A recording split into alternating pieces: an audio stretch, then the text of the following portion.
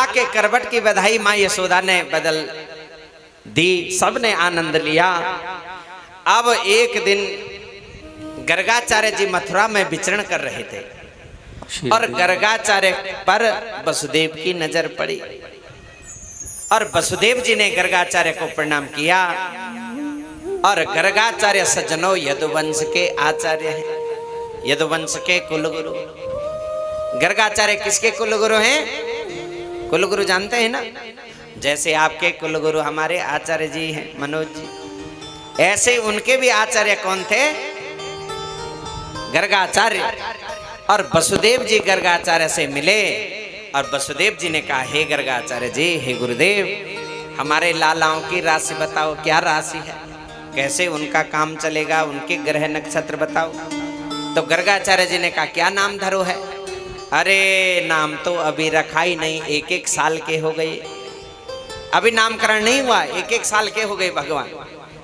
तो वसुदेव जी ने कहा, हे गर्गाचार्य जी, आपसे मेरी विनती है कि आप गोकुल जा करके हमारे लालाओं का नामकरण कर दो। कहा ठीक है, वैसे तो अगर मैं उनका नामकरण करूंगा तो कंस को पता चल जाएगा कि ये इन्हीं के वंशज हैं, यही कृष्ण है। लेकिन उनकी बात मान करके गर्गाचार्य कहाँ पहुंच गए? गोकुल पहुंच गए।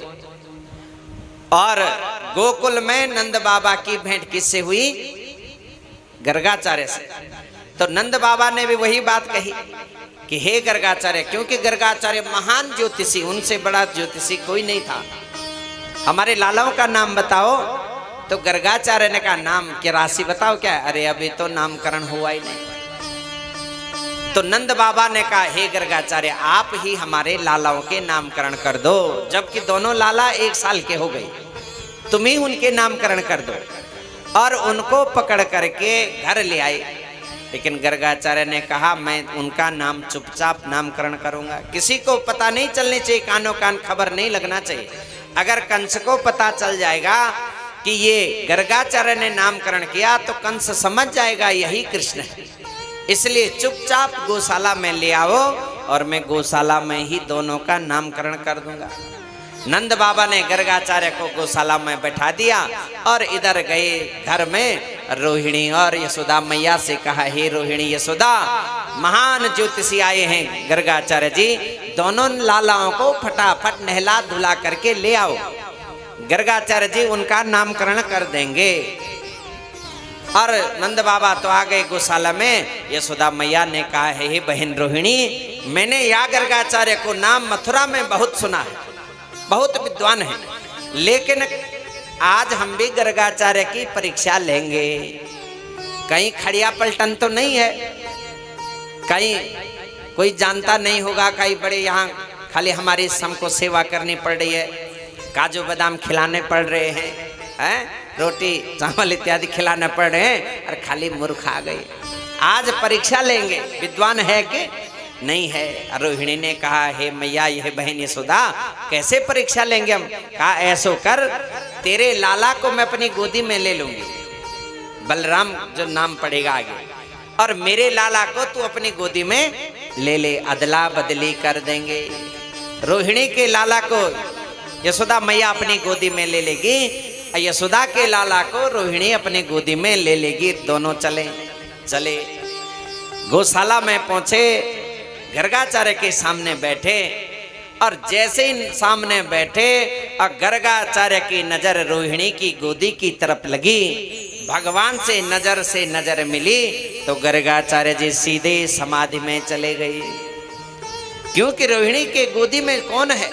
पूर्ण ब्रह्म परमात्मा श्री कृष्ण हैं। और एक सन्यासी को, एक ऋषि को क्या चाहिए? भगवान चाहिए। और जो नजर से नजर मिली, सीधे समाधि में चले गई, समाधि में चले गए। बड़ी देर तक जब आंखें नहीं खोली गर्गाचार्य ने, यशोदा मैया ने जोर से झटका दिया, बाबा, अरे बाबा, अरे अरे मैया मैया, अरे बाबा क्या हो गया? मुझे लगा था कि आप तो ऊपर गए। मुझे क्या लगा? आप कहाँ गए? ऊपर गए। जब बहुत देर तक हिले न डुले न मटके न चटके, तो मुझे लगा ऊपर गए। बाबा नहीं नहीं, मैं तो नाम सोच रहा था, बाबा ऐसो नाम सोचा जाए घंटन तक? कहाँ बताओ। तो यशोदा मैया ने कहा बताओ क्या नाम सोचा। तो गर्गाचार्य जी ने यशोदा मैया की ओर इशारा किया और कहा अयम ही रोहिणी पुत्रो रमयन स्वहृदो गुणे आख्यास्ते रमा इते बलाधिक्यम बलम विधो। क्या कहा? अयम ही रोहिणी पुत्रो रमयन स्वहृदो गुणो। पहचान गए? हे मैया ये अदला बदली सी कैसे दिख रही है? तुम्हारी गोदी में है यशोदा जो लाला है ये तो रोहिणी का पुत्र है। अयम ही रोहिणी पुत्रो रमयन स्वहृदो गुणे। अब यशोदा मैया ने फिर इशारा किया आंख से रोहिणी को। क्या कल इशारा जैसे आप लोग करते हैं, दूसरे को नाम रखने में इशारा करते हैं ना, क्या करते हैं? यही इशारा किसने किया? यशोदा मैया ने रोहिणी की तरफ। गुड आदमी है, मूर्ख नहीं है, विद्वान है, पहचान गया कि ये जो यशोदा की गोदी में है मेरी गोदी में है ये किसका पुत्र है? रोहिणी का पुत्र है। अयम ही रोहिणी पुत्रो रमयन स्वहृदो गुणे आख्यास्ते रमा इते बलाधिक्यम बलम विदो। हे मैया ये रोहिणी का पुत्र है और ये आगे चल करके बलवान होगा, इसीलिए इसका नाम हम क्या धर देते हैं? क्या धर देते हैं? जोर से बोलो। बलराम बलाधिक्यम बलम विदो। लेकिन अभी इसका नाम फिलहाल के लिए राम है। 3 राम हुए। कौन कौन से? एक भगवान राम, दूसरा एक परशुराम और तीसरे बलराम। लेकिन बलराम का शुद्ध नाम राम ही है और परशुराम का भी जो नाम था वास्तविक राम है। लेकिन इन पर संज्ञा लगी। कैसी संज्ञा? बल अधिक हो गया तो बल के साथ बलराम। और परशुराम जी कुलाड़ी रखते थे परशु, तो परशु के साथ राम, इसलिए परशु राम। अब भगवान का राम नाम ही सिर्फ राम था। तो यशोदा मैया ने कहा बाबा आपने रोहिणी के लाला का नाम तो बता दिया लेकिन हमारे लाला का नाम अभी नहीं बताया। जल्दी से नाम बता दो, मेरे लाला का क्या नाम होगा?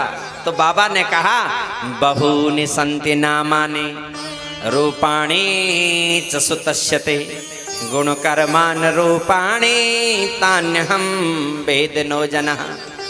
कहा मैया इसके नाम से तो भागवत भरा पड़ा है, इसके नाम से तो श्रीमद् गीता वेद उपनिषद सब भरे पड़े हैं। एक नाम इसका हो तो मैं बताऊं, बहूनि सन्ति नामानि। कितने नाम हैं? कितने नाम हैं? बहूनि, बहुत नाम हैं। क्या नाम बताऊं? लेकिन मैया ने कहा बाबा एक नाम तो धरना ही पड़ेगा। तो कहा फिलहाल के लिए इसका नाम हम रख देते हैं कृष्ण। क्या नाम रख देते हैं? कृष्ण। अब मैया ने कहा ठीक है, कृष्ण तो मेरे से बोलो नहीं जाएगो, मैं तो कन्वा और बलवा नाम धर दूंगी अपने लालाओं के। क्या नाम? कन्वा और बलवा। लेकिन मैया ने कहा हे बाबा थोड़ा मेरे लालाओं की कुंडली देख दो, आगे क्या करेगा, पढ़ाई करेगा कि नहीं करेगा, मेरे लाला क्या बनेगा आगे, इसकी जन्म पत्री देखो। डॉक्टर बनेगा, पीएचडी करेगा, इंजीनियर बनेगा, एमबीए करेगा, मार्केटिंग करेगा, या हमारे विधायक साहब जैसे विधायक बनेंगे, मुख्यमंत्री में क्या करेंगे, इसका जन्म पत्री देखो। तो बाबा ने देखा और बाबा ने कहा मैया ये कुछ नहीं बनेगा, ये तो नंबर 1 का चोर बनेगा। क्या बनेगा? नंबर 1 का चोर बनेगा। अच्छा बाबा क्या चुराएगो? कहा ये तो किसी के कुयोग्य भाग की रेखाएं चुराएगा, किसी के अल्पायु का हरण करेगा, किसी के कष्ट, किसी के ताप, किसी के पाप का हरण करेगा। ये तो नंबर 1 का चोर बनेगा। बाबा लेकिन थोड़ा ये बता दो बहू आएगी कि नहीं आएगी? मैया को हम डेली कहते हैं क्या आएगी, माताओं को क्या चिंता रहती है, बहू का बल्हानी है। अब तो चलो सब लोग मैंने देखा तूने देखा राधे राधे हो गया, अब तो ये चल गया नया नियम। लेकिन जहां जहां बचा है वहां भी मैया को चिंता रहती है बहू आएगी। अब बहू आएगी तो सोते समय पांव दबाएगी, ध्यान रखना, धीरे धीरे पांव दबाते दबाते बहू गला कब दबा देगी पता ही नहीं चलेगा। अब पांव दबाने का जमाना गया, अब तो सास को बहू की सेवा करनी पड़ेगी, ये जमाना आ गया। अगर 2 रोटी खाना है चैन से तो क्या करना है, बहू की सेवा। हाँ बैठे हैं, नहीं आपकी तो बहू बढ़िया है, कनाडा रहती है, सेवा करेगी। है बहू है कि नहीं है, इधर माता जी बहू आई कि नहीं। हाँ तो इसीलिए इतनी चमक है, इसीलिए बोलो वृंदावन बिहारी लाल की। तो कहा बहू सेवा करेगी कि नहीं, लेकिन बाबा ने कहा कितनी शादी होगी, तो बाबा ने बताया इसकी तो 16,108 विवाह होंगे। कितने विवाह, 16,108 विवाह होंगे। अब मैया ने कहा बाबा इतने तो घर में कमरे ही नहीं हैं, कहाँ रखेंगे इतने को, घर में इतने के लिए जगह ही नहीं है। का जगह हो ना हो लेकिन विवाह इतने तो होंगे ही होंगे। अच्छो का जैसी आपकी मर्जी, लेकिन बाबा क्या करेगा। कुंडली सज्जनों, भगवान बड़े दिव्य थे। भगवान की जो कुंडली है, भगवान की कुंडली वृष लगन की कुंडली है, वृष लगन की। और भगवान का जो मंगल है पराक्रम में है, उच्च का मंगल है। और जिसका उच्च का मंगल होता है वह बहुत पराक्रम करता है, नए नए आयामों को हासिल करता है। और गुरु अपने स्वग्रह होकर के अपने स्थान में बैठे हैं, सारे ग्रह अपने स्थान में बैठे हुए हैं भगवान के। और जिसके सूर्य गुरु सब ऊंच के होते हैं, वैसे वो जो हमारे विधायक साहब आए वो उनके अभी सूर्य मजबूत होंगे, गुरु मजबूत होंगे, मंगल मजबूत होंगे, इसलिए विधायक बन गए। और जिसका मंगल नीच का होता है उसको बड़ा दुख भोगना पड़ता है, अनेक कष्ट आते हैं। जिसका शनि भी नीच का होता है उसको भी बहुत कष्ट भोगने पड़ते